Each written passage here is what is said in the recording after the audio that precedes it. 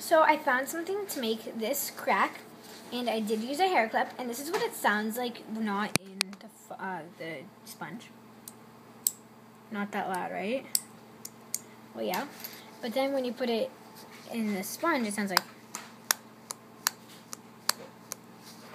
Here's the back, and it kind of ripped, but I don't really care. But as you can see, the hair clip is in there.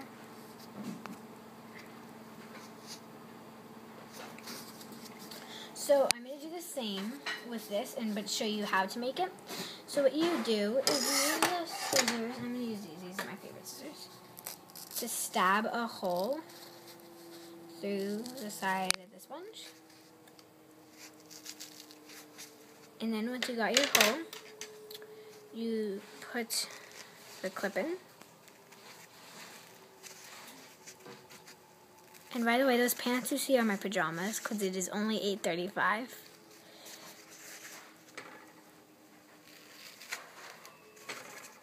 Oh, so yeah, so you put it through.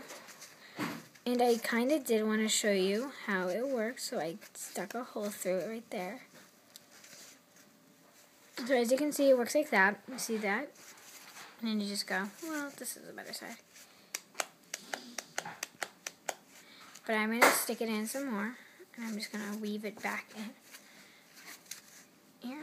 So yeah, that's just how it works. But you want to center it more like this one. This one is much better.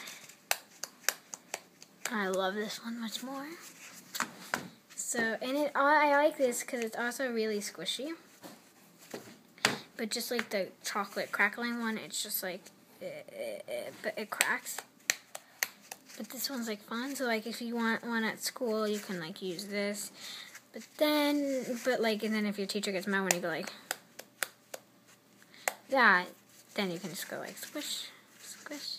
So these are homemade squishies. I hope this video helped you. So thanks for watching. Bye.